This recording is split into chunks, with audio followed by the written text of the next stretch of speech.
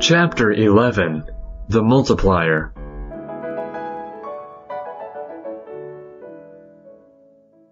The magic of it. We now come to the strange concept of the multiplier, about which some Keynesians make more fuss than about anything else in the Keynesian system. Indeed, a whole literature has developed around this concept alone. Let us try to see what Keynes means by this term. In given circumstances, a definite ratio, to be called the multiplier, can be established between income and investment, and, subject to certain simplifications, between the total employment and the employment directly employed on investment. This further step is an integral part of our theory of employment, since it establishes a precise relationship, given the propensity to consume, between aggregate employment and income and the rate of investment. Page 113. Keynes gives credit to R.F. Kahn for first introducing the concept of the multiplier into economic theory in 1931. But Kahn's was an employment multiplier, whereas Keynes's is an investment multiplier. Page 115. Now, the average propensity to consume, the reader will recall, is the functional relationship between a given level of income in terms of wage units and the expenditure on consumption out of that level of income. Page 90. So, if CW is the amount of consumption and YW is income, both measured in wage units, the function of CW has the same sign as the function of YW, but is smaller in amount, i.e., dCW over dYW is positive and less than unity. Page 96. What this means in simple and numerical terms is that if out of 3 units of income, 2 are spent on consumption, the propensity to consume will be 2 over 3. Now, in Chapter 10 and on page 115, Keynes advances to the concept of the marginal propensity to consume.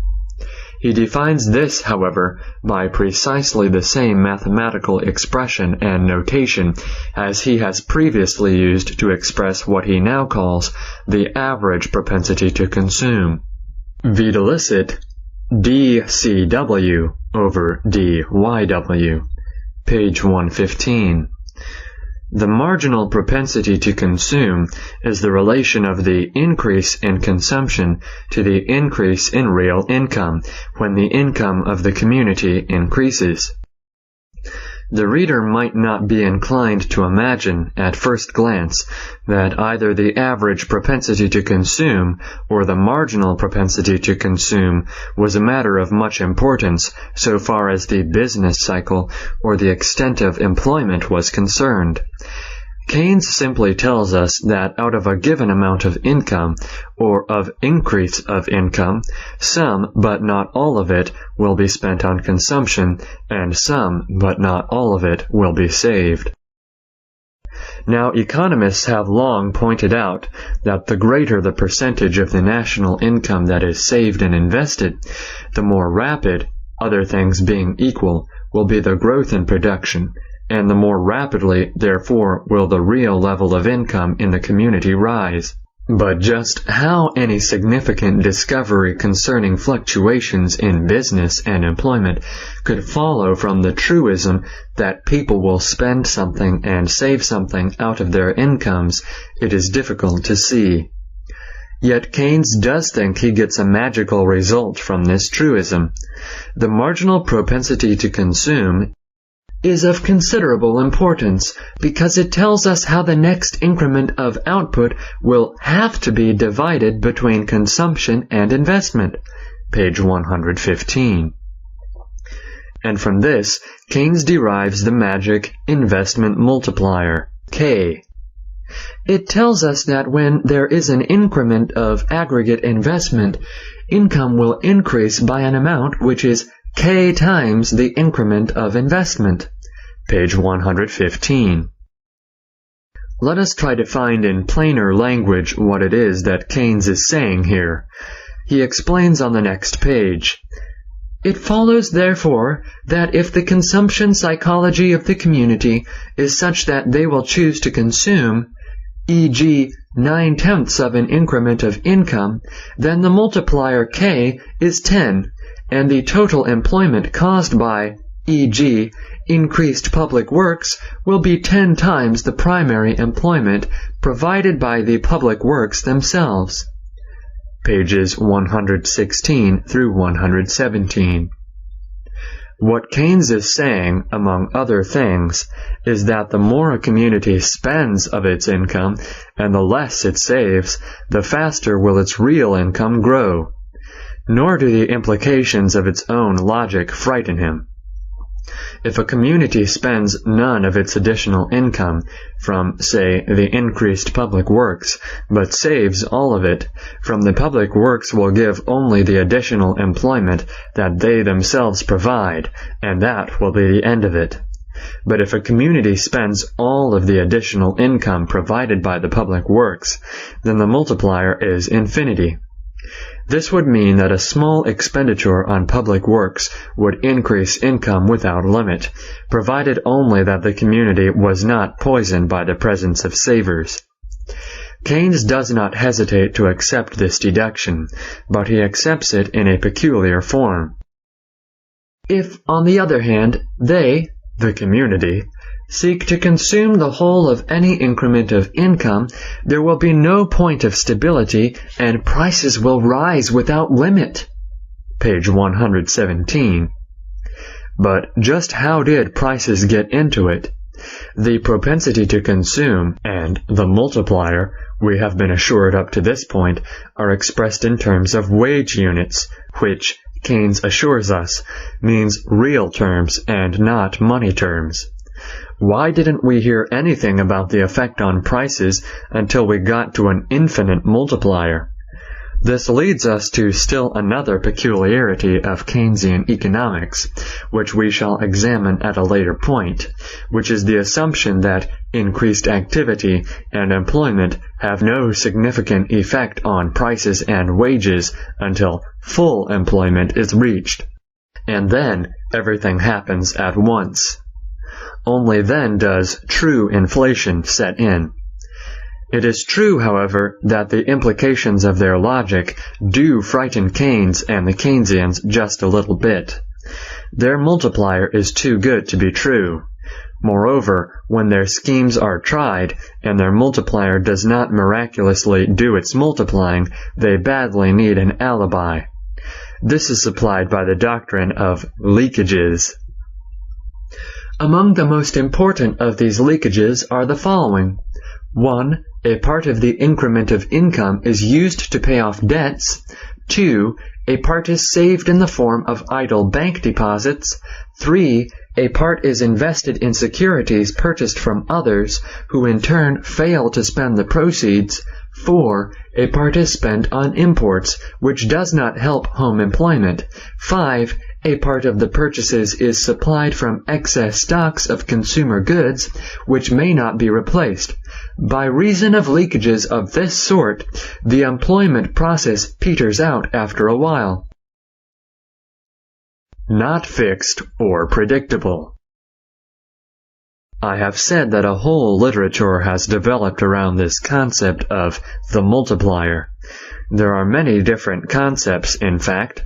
The logical theory of the multiplier, which assumes no time lag, the period analysis concept, which assumes time lags, the comparative statics analysis, and so on.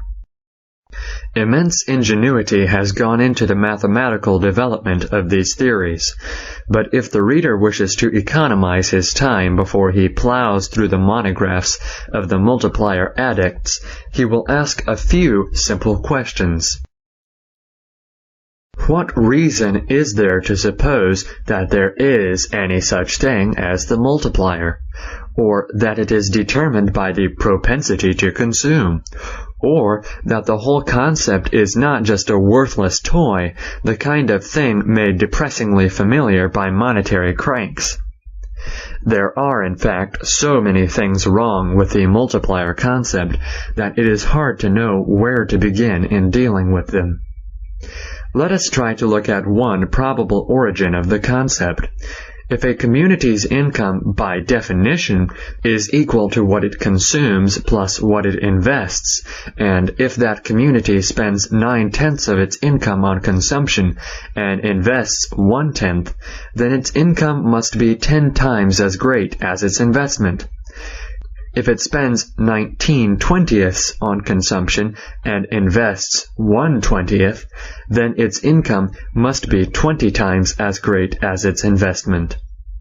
If it spends 99/100 of its income on consumption and invests the remaining 1/100, then its income must be 100 times its investment, and so on ad infinitum. These things are true simply because they are different ways of saying the same thing. The ordinary man in the street would understand this, but suppose you have a subtle man, trained in mathematics. He will then see that, given the fraction of the community's income that goes into investment, the income itself can mathematically be called a function of that fraction. If investment is 1/10 of income, income will be 10 times investment, etc. Then, by some wild leap, this functional and purely formal or terminological relationship is confused with a causal relationship. Next, the causal relationship is stood on its head, and the amazing conclusion emerges that the greater the proportion of income spent, the smaller the fraction that represents investment, the more this investment must multiply itself to create the total income. I admit that all this sounds pretty fantastic, and I am at a loss otherwise how to explain how Keynes came to think that such an amazing causal mathematical relationship should exist. Let us, however, look at other observations and notions that might give rise to the hypothesis that there is such a thing as a multiplier. When, after a depression, a business recovery sets in, then increased expenditure in any direction, whether for investment or consumption, seems to multiply itself many times over. Wesley C. Mitchell, in a book first published in 1913, describes this process. The conspicuous agent in rousing business from its partial lethargy has often been some propitious event. But these propitious events did no more than accelerate a process of business recuperation already begun. Among the ultimate effects of a period of hard times, then, are a reduction in the prime and supplementary costs of manufacturing commodities, and in the stocks of goods held by wholesale and retail merchants, a liquidation of business debts, low rates of interest, a banking position that favors an increase in loans, and an increasing demand among investors for corporate securities. Once started, a revival of activity spreads rapidly over a large part, if not all, of the field of business. For even when the first impulse toward expansion is sharply confined to a single industry or a single locality, its effects in the restricted field stimulate activity elsewhere. In part, this diffusion of activity proceeds along the lines of interconnection among business enterprises. One line leads back from the industries first stimulated to the industries that provide raw materials and supplementary supplies.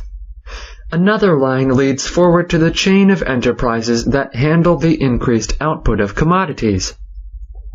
The diffusion of activity is not confined to these definite lines of interconnection among business enterprises. It proceeds also by engendering an optimistic bias in the calculations of all persons concerned with the active direction of business enterprises and with providing loans. Most men find their spirits raised by being an optimistic company. Therefore, when the first beneficiaries of a trade revival develop a cheerful frame of mind about the business outlook, they become centers of infection and start an epidemic of optimism. As it spreads, the epidemic of optimism helps to produce conditions that both justify and intensify it. Those who have a long-term acquaintance with the worlds of business and finance will recognize this as an excellent realistic description of what actually happens in a period of recovery. But it is clear that it is not a purely mechanical process determined by some fixed, fundamental psychological law from which we cannot escape, or by some rigid and predetermined multiplier. It is true that some consumers begin to spend more because they have more from somebody else, which they may have received in wages, say from re-employment after idleness. This spending of newly acquired money does, of course, tend to accelerate a recovery, but in any case, in the days before compensatory government spending, the recovery was usually initiated, and certainly in large part continued, by people who had finally ceased to be pessimistic about the business future, and had become convinced that prices were scraping rock bottom and might even be due for an upturn. Some of these people who initiate the upturn are entrepreneurs who have decided to restock on raw materials and re-employ some workers. They either borrow from the banks for this purpose or simply reactivate balances that they have long allowed to remain comparatively idle. Some of the people who initiate the upturn are consumers, and not necessarily solely those who have just got new or increased incomes, but also those who have decided that their jobs are after all safe, or that they will not get a car or a house any cheaper by waiting any longer, and may even have to pay more if they wait. Optimism begets new income, which by being spent begets still more income, and so on. Optimism, income, consumption, and investment all interact, all mutually increase each other. But there is never any precise, predictable mathematical relationship. There is never any fixed or purely mechanical relationship among these elements. Income, consumption, and investment may be measurable quantities, at least in monetary, though not in real terms. But the state of business sentiment, the individual and composite expectations of Messrs. A, B, C, N, is not a measurable quantity, and can never be put into a meaningful mathematical equation. If optimism is already present, a small new expenditure may touch off, or seem to touch off, a wave of expenditure and re-employment. But if the outlook of the community is still basically pessimistic, if some prices or wages or interest rates are still generally regarded, for example, as being unrealistically or unworkably high, the new expenditure may be completely wasted so far as any stimulating effect is concerned. In this whole process, the concept of a fixed or predictable or predeterminable multiplier is never of any use.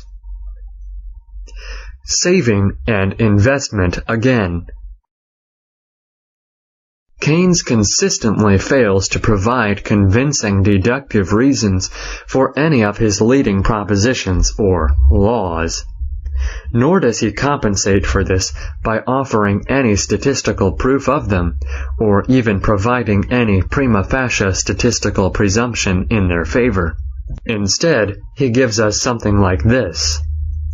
It should not be difficult to compile a chart of the marginal propensity to consume at each stage of a trade cycle from the statistics, if they were available, of aggregate income and aggregate investment at successive dates. At present, however, our statistics are not accurate enough. Page 127. One would suppose that he would wait until the statistics were compiled before telling us what we would find. It appears that some figures had been compiled, however, by Simon Kuznets, and though they are very precarious, Keynes is surprised by what they show. If single years are taken in isolation, the results look rather wild. But if they are grouped in pairs, the multiplier seems to have been less than 3, and probably fairly stable in the neighborhood of 2.5. Page 128. One would suppose that Keynes would show the reader how these figures were obtained, what years they covered, etc., but he does nothing of the kind. On the contrary, he says that the marginal propensity to consume shown by these figures, 60 to 70%, though quite plausible for the boom, are surprisingly and, in my judgment, improbably low for the slump. In other words, if the statistics do not fit in with Keynes's preconceptions, it is the statistics, not the preconceptions, that are to be suspected or thrown out. If the facts do not substantiate the a priori theory, so much the worse for the facts. Time and again, Keynes tries to carry his point by sheer ex cathedra pronouncement. His evident success in carrying it off can only be attributed to the docility of academic opinion. The whole multiplier concept rests on the assumption of already existing unemployment. This, of course, is a deliberate, even when tacit, assumption on Keynes's part, for it is his contention that substantial unemployment is the general situation, and that full employment, even when defined to allow for frictional unemployment, is only a special situation. But this contention is never established. It rests in turn on the assumption that there can be such a thing, and even that there normally is such a thing as an equilibrium with unemployment. This, as we have seen, and will see more fully later, is a contradiction in terms. For while Keynes's multiplier and other concepts assume unemployment, Keynes never correctly tells us the reasons for this unemployment. Those reasons always involve some disequilibrium, some maladjustment in the interrelationships of prices, wage rates, interest rates, or other costs. No multiplier can be calculated or even discussed, except in relation to these maladjustments. If some wage rates are excessively high in relation to some prices, and no specific voluntary adjustments are made, then a small amount of government spending will be completely ineffective in restoring employment in the specific industries involved. The government spending may have to be so big and financed in such an inflationary manner that it raises the nation's whole price level sufficiently to increase employment in the affected industries. But even so, the employment could much more easily be brought about by price and wage adjustment than by further government spending. In fact, if unemployment is being caused by specific wage rates that are too high, and the new government spending merely encourages the unions with excessive wage rates to demand still higher wage rates, the new spending may not result in any net increase in employment, and could even be followed by a decrease. Another difficulty with Keynes's multiplier concept is that it does not clearly and consistently distinguish between real income, or income measured in constant dollars, and money income. True, he expresses his multiplier most of the time in terms of wage units, but we have already seen, page 64, that he so defines wage units as to make them in fact not a quantity of employment, but a quantity of money received by workers who are employed. His wage units are, in brief, not real units, but monetary units, and Keynes's multiplier jumps without notice from real terms to monetary terms. This jump becomes flagrant on pages 116 and 117. There we are told that if the propensity to consume is 9/10, then the multiplier K is 10, and the total employment caused by, e.g., increased public works, will be 10 times the primary employment provided by the public works themselves. only in the event of the community maintaining their consumption unchanged in spite of the increase in employment and hence in real income will the increase of employment be restricted to the primary employment provided by the public works. But this passage is immediately followed by this sentence. If, on the other hand, they seek to consume the whole of any increment of income, there will be no point of stability and prices will rise without limit. To repeat our question on page 137, how did prices get into this? Just where did we jump from real income to prices rising without limit? This brings us to another peculiar Keynesian theory, for each fallacy depends for its support on other fallacies. This is the theory that when there has been unemployment and demand increases for any reason, the effect is wholly to increase employment and/or volume of goods sold, and never to increase wage rates or prices until the point of full employment is reached. Then, as by assumption there can be no more employment, prices will rise without limit. Neither economic theory, general experience, nor available statistics support this Keynesian notion, but we shall postpone further analysis of it until a later point. One fallacy in the multiplier that is alone sufficient to discredit it completely is the assumption that the entire fraction of a community's income that is not consumed is hoarded, that no part of this unconsumed income is invested. The propensity to consume, in brief, determines the multiplier only on the assumption that what is not spent on consumption is not spent on anything at all. If the propensity to consume is 7/10 or 8/10 or 9/10 or anything less than 10/10, the economic machine will run down unless investment rushes in to fill the gap left by saving. This investment can only be supplied by a deus ex machina, and this God turns out to be the government with loan expenditure. All these assumptions are not only false, in fact, but a contradiction of Keynes's own formal definitions in the general theory of saving and investment. For Keynes himself has assured us that, in Chapter 6, saving and investment have been so defined that they are necessarily equal in amount, being, for the community as a whole, merely different aspects of the same thing. Page 74. He has also told us that the prevalence of the idea that saving and investment, taken in their straightforward sense, can differ from one another is to be explained, I think, by an optical illusion. Page 81. Further, he has ridiculed the newfangled idea that there can be saving without investment, or investment without genuine saving. Page 83. Yet the notion of a multiplier, depending on a propensity to consume, rests on precisely this optical illusion and this newfangled view.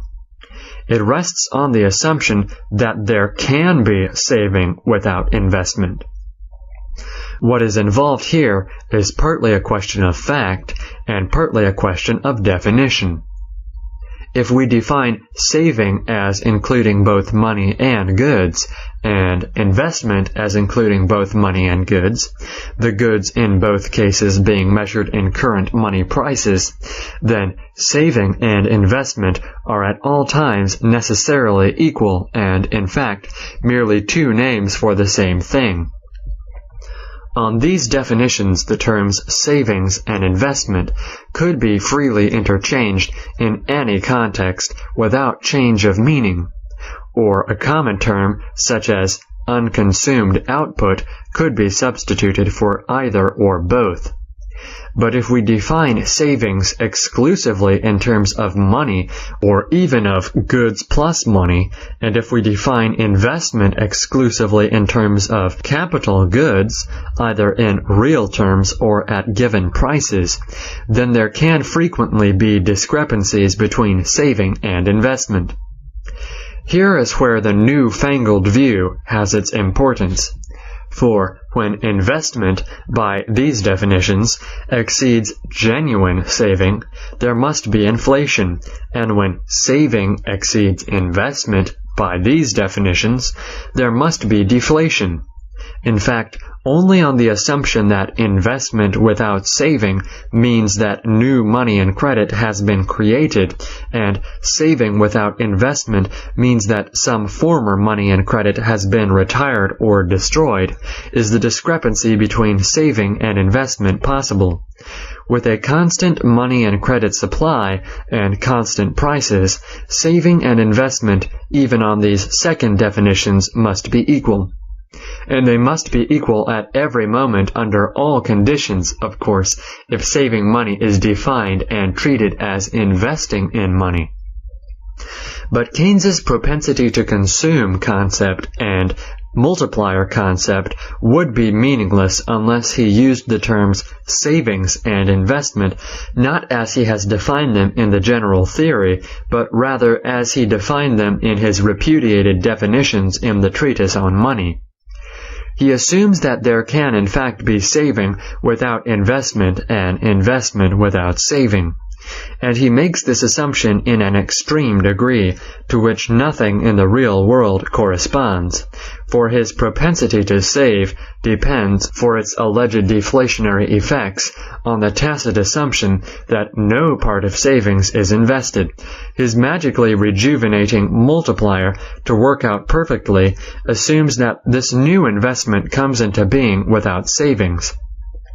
In fact, the mathematics of the multiplier are upset if the recipients of the new income which the new investment is supposed to create do anything but spend the whole of the new income on consumption. If they save part of it, the multiplier is decreased. If they themselves invest part of it, the multiplier is increased. Yet, this multiplier is supposed to be predeterminable by a mathematical formula and used as a basis of policy and prediction. Investment means government spending. Close scrutiny reveals still another peculiarity of the multiplier. Investment is supposed to multiply employment and income, and yet the amount of investment as such appears to be entirely irrelevant to the mathematics of the multiplier or the reasoning on which it rests.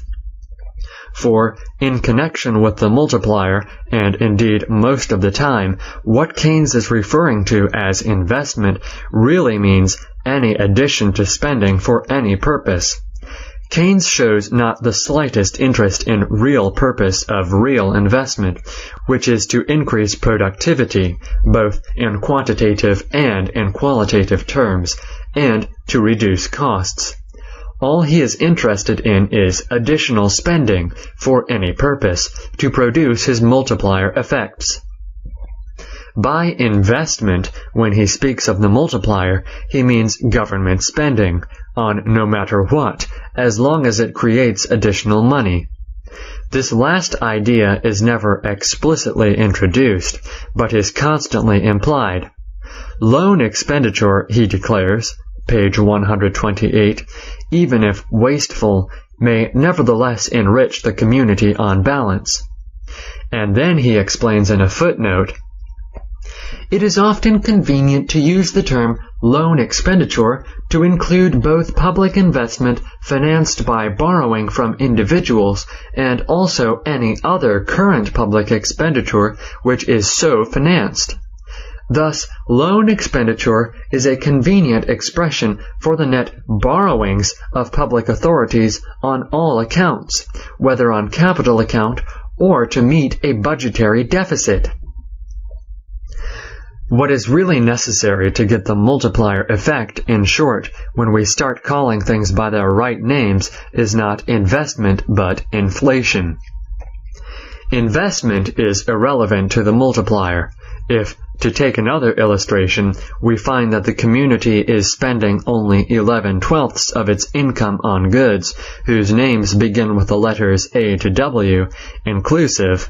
Then we get everything to come out right by having the community spend the other 1/12 of its income on the goods beginning with the letters X, Y, and Z. And it is of no importance whatever for this effect, whether the A through W goods or the X through Z goods consist wholly or partly of consumer goods or capital goods. The word investment is merely being used in a Pickwickian or Keynesian sense. And the great advantage of loan expenditure is not that it involves investment out of past income, but that it involves the printing of more money. We shall have enough to do in this volume dissecting the errors of Keynes himself without going into the supplementary or derivative errors introduced by some of the Keynesians. For that reason, I shall make no effort here to analyze the foreign trade multiplier, which contains, in addition to all the fallacies in the multiplier concept itself, additional fallacies based on crude mercantilistic concepts of the effects of imports and exports respectively. But two criticisms of the multiplier remain to be made, and both are basic. In the first place, even granting all of Keynes's other peculiar assumptions, it is difficult to understand just why the multiplier, except by sheer assertion, should necessarily be the reciprocal of the marginal propensity to save.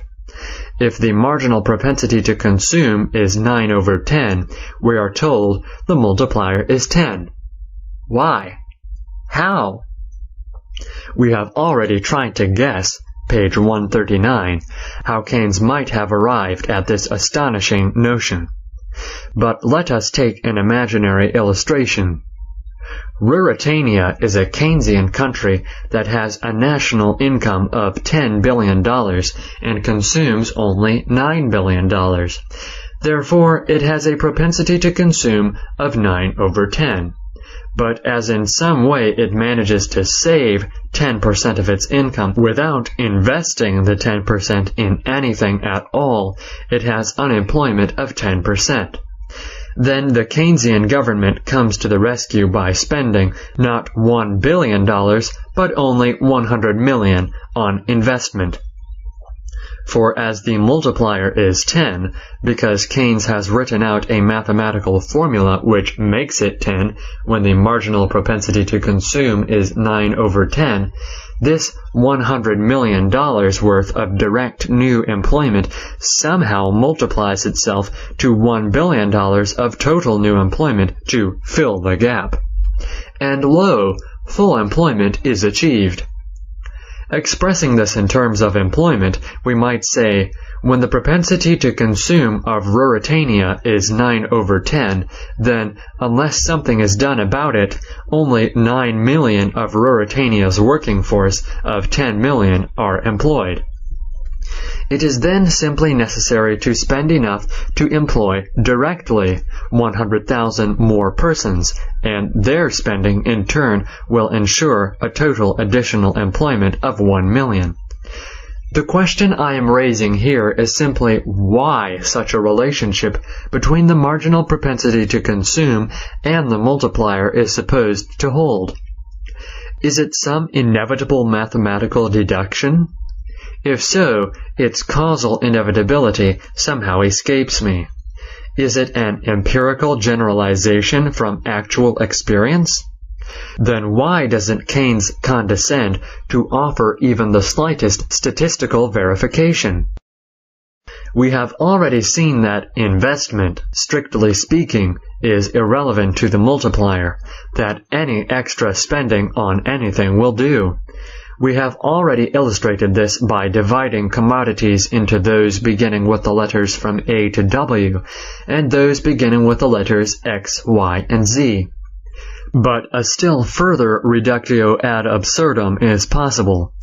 Here is a far more potent multiplier, and on Keynesian grounds there can be no objection to it.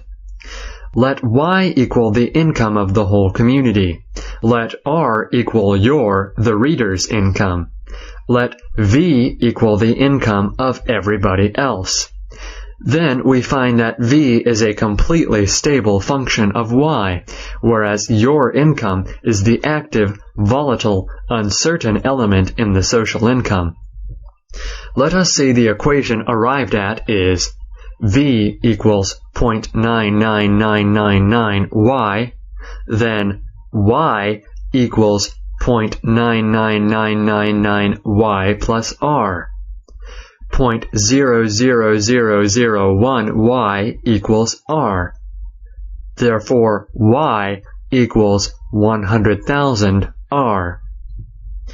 Thus, we see that your own personal multiplier is far more powerful than the investment multiplier. To increase social income and thereby cure depression and unemployment, it is only necessary for the government to print a certain number of dollars and give them to you. Your spending will prime the pump for an increase in the national income 100,000 times as great as the amount of your spending itself. The final criticism of the multiplier that must be made is so basic that it almost makes all the others unnecessary. This is that the multiplier and the whole unemployment that it is supposed to cure is based on the tacit assumption of inflexible prices and inflexible wages. Once we assume flexibility in prices and wages and full responsiveness to the forces of the market, the whole Keynesian system dissolves into thin air. For even if we make the other thoroughly unrealistic assumptions that Keynes makes, even if we assume, for example, that people save a third of their incomes by simply sticking the money under their mattress and not investing it in anything, completely responsive wages and prices would simply mean that wages and prices would fall enough for the former volume of sales to be made at lower prices and for full employment to continue at lower wage rates. When the money was taken out from under the mattress again, it would simply be equivalent to an added money supply and would raise prices and wages again. I am not arguing here that prices and wages are in fact perfectly fluid, but neither, as Keynes assumes, are wage rates completely rigid under conditions of less than full employment. And to the extent that they are rigid, they are so either through the anti-social policy of those who insist on employment only at above equilibrium wage rates, or through the very economic ignorance and confusion in business and political circles to which Keynes's theories themselves make so great a contribution. But this is a subject that we shall develop more at length later. Paradox and Pyramids. In Section 6 of Chapter 10 on the multiplier, Keynes lets himself go in one of the irresponsible little essays in satire and sarcasm that run throughout the general theory as they run through all his work. As these essays rest on obviously false assumptions, and as Keynes writes them with his tongue more or less in his cheek, it might seem to be as lacking in humor to refute them seriously as to refute a paradox of G.K. Chesterton or an epigram of Oscar Wilde. But these little essays are the most readable and the most easily understood part of Keynes's work. They are quoted by many laymen with chuckles of approval and delight, so we had better give them a certain amount of serious attention. Keynes begins Section 6 by assuming involuntary unemployment without explaining how it comes about. At the same time, he assumes that the only way to cure it is by lone expenditure, no matter how wasteful. Pyramid building, earthquakes, even wars may serve to increase wealth if the education of our statesmen on the principle of the classical economics stands in the way of anything better. Page 129. If our statesmen were really educated in the principles of classical economics, they would understand that unemployment is usually the result of union insistence on excessive wage rates or some other price-cost maladjustment. One of the most revealing paragraphs in this section is the footnote on page 128, which I have already quoted, and which I quote again. It is often convenient to use the term loan expenditure to include both public investment financed by borrowing from individuals and also any other current public expenditure which is so financed. Thus, loan expenditure is a convenient expression for the net borrowings of public authorities on all accounts, whether on capital accounts or to meet a budgetary deficit. This explains what Keynes really means by investment in his multiplier equations. It is not investment in the traditional or the dictionary sense. It means any government spending provided the money is borrowed, i.e., providing the spending is financed by inflation. Keynes then goes on to write what he evidently considers a perfectly devastating satire on gold and gold mining. Gold mining, he tells us, which not only adds nothing whatever to the real wealth of the world, but involves the disutility of labor, is the most acceptable to the orthodox of all methods of creating employment. If the Treasury were to fill old bottles with banknotes, bury them at suitable depths in disused coal mines which are then filled up to the surface with town rubbish, and leave it to private enterprise on well-trained principles of laissez-faire to dig the notes up again, there need be no more unemployment. Page 129. This sentence tells us a great deal more about the prejudices and confusions of Keynes than it does either about gold, gold mining, the principles of private enterprise, or the purposes of employment. There would of course be no need for private enterprise to dig up the banknotes. The Treasury could simply run off more on its printing presses, for no more than it cost for the ink and paper. But there is a slight difference between digging up gold and digging up paper money which Keynes neglects to mention. This is that gold has kept its high value over the centuries, not only when it was the international monetary standard, but even since it was dethroned, whereas paper currencies, by an almost inexorable law, have sunk into worthlessness. A compilation by Franz Pick in 1957 of the depreciation of 56 different paper currencies showed that in the 9-year period from January 1948 to December 1956, for example, the American dollar, to which so many other currencies were ostensibly tied, itself lost 15% of its purchasing power, while the British pound sterling lost 34%. The French franc 52%, and the paper currencies of Chile, Paraguay, Bolivia, and Korea from 93 to 99%.